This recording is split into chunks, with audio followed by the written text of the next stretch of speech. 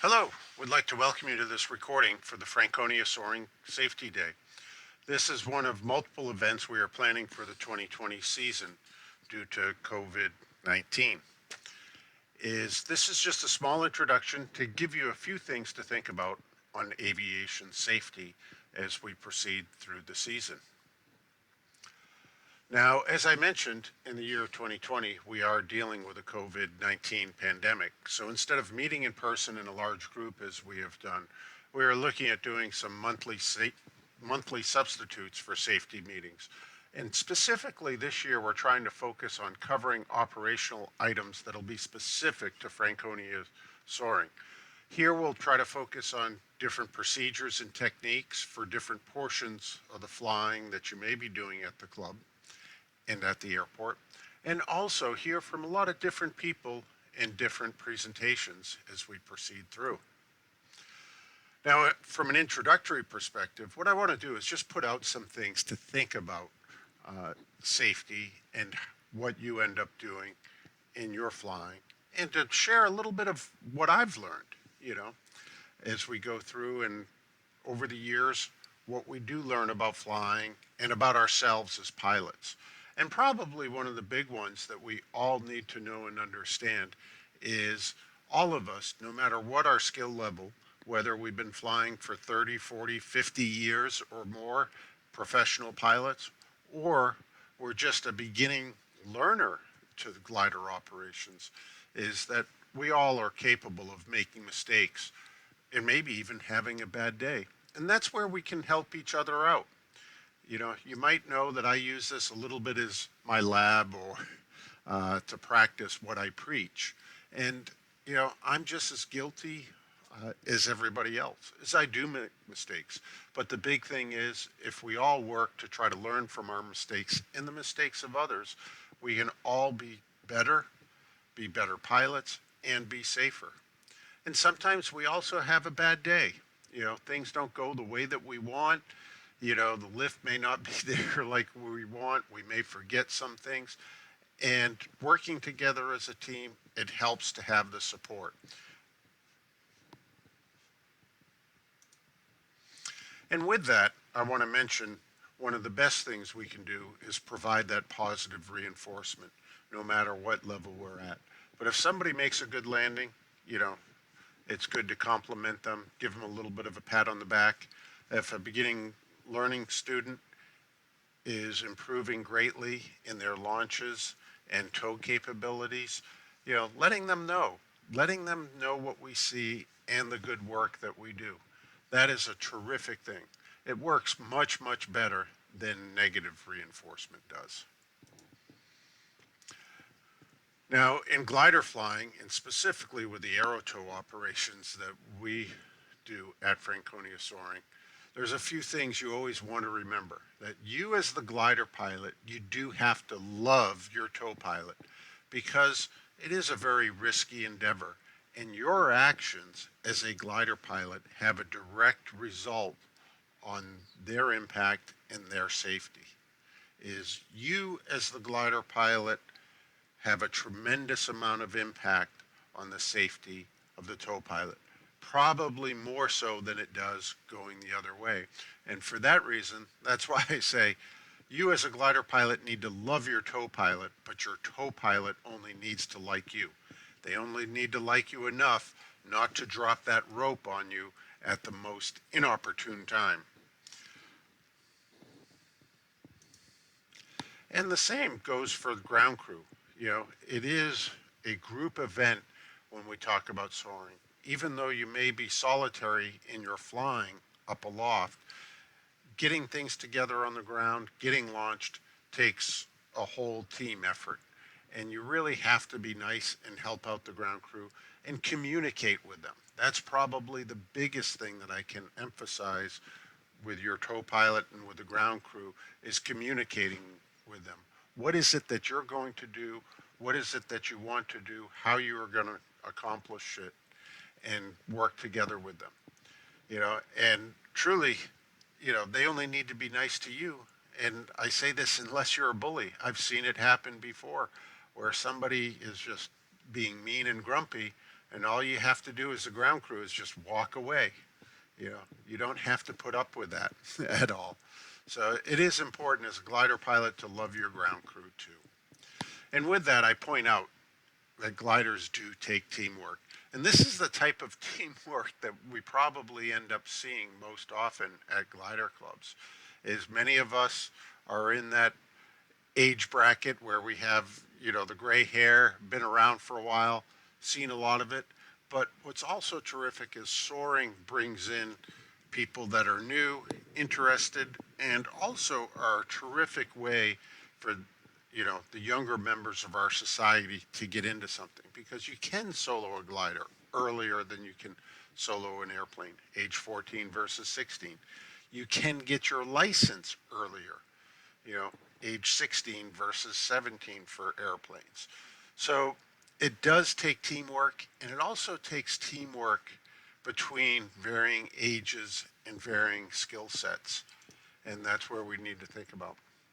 Now, the next part I want to emphasize, and this covers all of the flying that you'll do, and this is where the teamwork comes in and also our actions, is we always want to do the right thing, but we also want to verify it. We want to double check ourselves on things with this.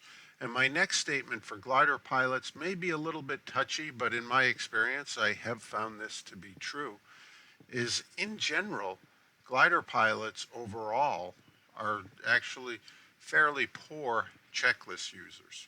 Now, why do I say this? Here's an example. This is not Franconia, but another club that I've come across, where they require all of their pilots to memorize this acronym for takeoff. Now, what does this acronym mean, you wonder? Well, it's got a whole lot involved in it on different things that you want to cover. And this is what it's really, really hard to specifically remember what everything of this acronym is. Is, here you go. You got to remember controls, ballast, straps, instruments, flaps, trim, brakes, eventualities, canopy, all of that. Now think about this. If you're a beginning student, how easy is it to remember that? How easy is it to remember it if you're that club member that flies once or twice a month, only 6 months out of the year? What if you're new to gliding and you're just joining? Or, like many of us, you're getting to be that age where, your day starts out with, where are my car keys again? This is what I'm getting at is a checklist is something written that you verify. You can use a mnemonic device like this. In fact, encourage you to use a mnemonic device, but always double check yourself with a written checklist. The 233 is something very simple. There's really not much you can do in a 233 that, especially on landing, more so than launch. There definitely are some things in the launch that can be exceptionally detrimental to your safety with it. But having a checklist, having it available to verify these items before you launch or before you land is very, very helpful. And if you're not using a checklist properly, there's definitely differences in terms of what the ramifications can be. On the simple end, you might just have the embarrassment sometime of a gear up landing like this pilot here. Hopefully no damage to your airframe, probably some damage to your ego or your pride. But it can get much worse, much quicker. This is an example of an accident that occurred a few years ago with a Skylark, which is a two-seat aircraft in which 3 people were killed. It was 2 adults and someone carrying a toddler on their lap. And if you look closely at this picture, do you notice anything?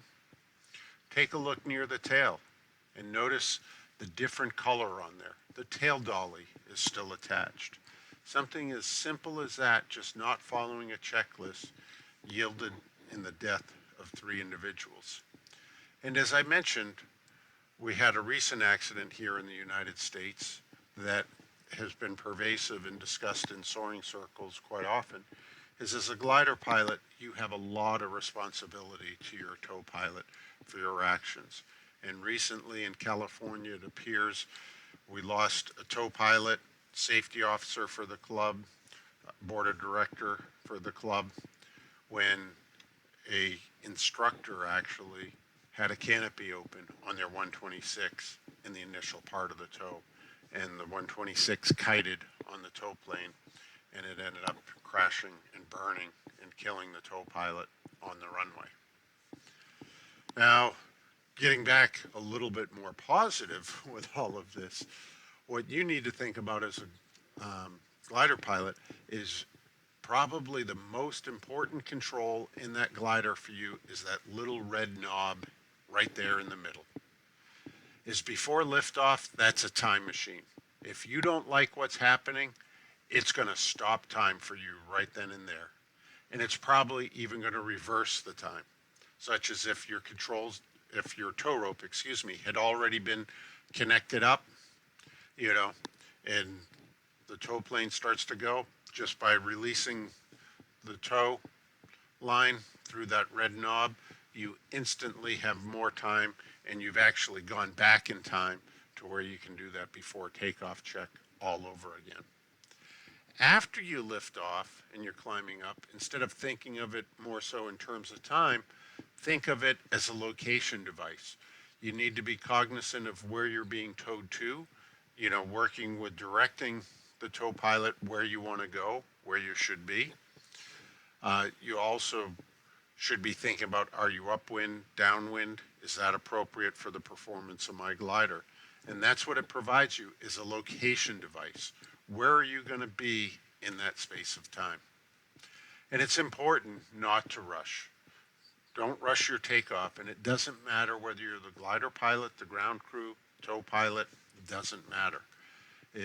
I use this picture because I've had it twice where I've gone to launch people, and I've found that they have their parachute with them, but they're not strapped into it. Now, the likelihood that they would need it is very, very slim. But if they did, do they really want to end up like this guy? Not really. So it's important not to rush. Take your time to do the right thing and do it right. On each takeoff in a glider, you really have to plan for the possibility of a premature termination or tow, or as many people will talk about, rope break. Where are you going to go at certain decision points in your glider?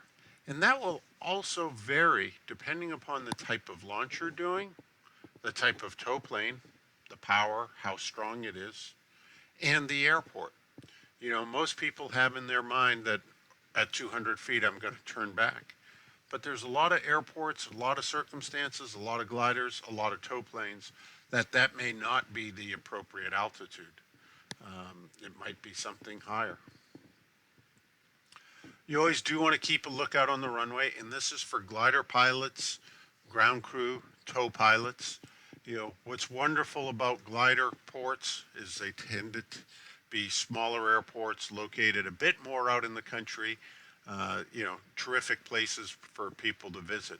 But occasionally you do have the issues of people walking out in the middle of the runway, all-terrain vehicles, whatever it may end up being. Deer, bear, moose crossing the runway. I have down here in the corner, this picture. If you see me around the airport, you'll probably notice that I tend to wear some bright clothing. And that's specifically just to make myself a bit more visible to the tow pilots, to the launch crew, all of that. And, I joke is this picture fits, but, my son said to me one day, or didn't say to me, but had somebody come and ask some questions, and they were looking for me. And he says, see that guy down there that looks like a highlighter?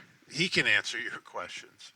But that's a good thing, as it helps me stand out on the airport as I am going around. But you always do want to watch out on the runway. With that, I get to operate in different positions quite often, but signal flags help. They really, really do. As a pilot, as a tow pilot, as an instructor, as ground crew, and as a launcher. And, wouldn't it be great if everybody did use the standard signals? But in reality, we really should be doing that, is We have all of these different signals with it.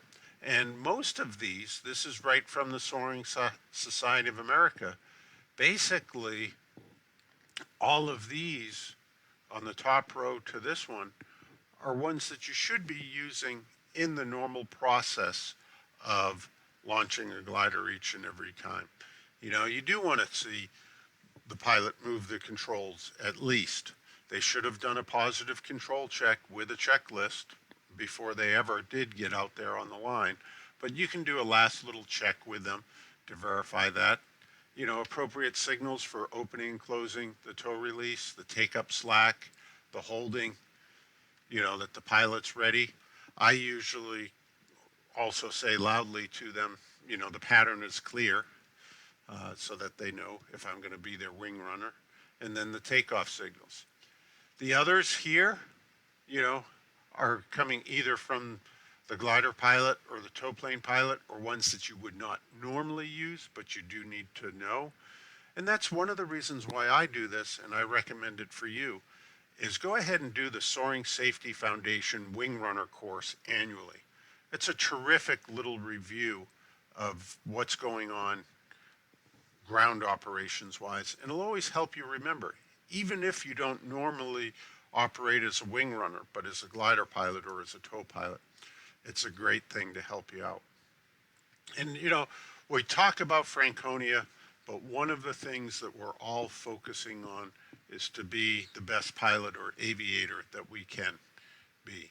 And you can learn to fly at a single airport like Franconia, but you can't learn to be an aviator at one single airport.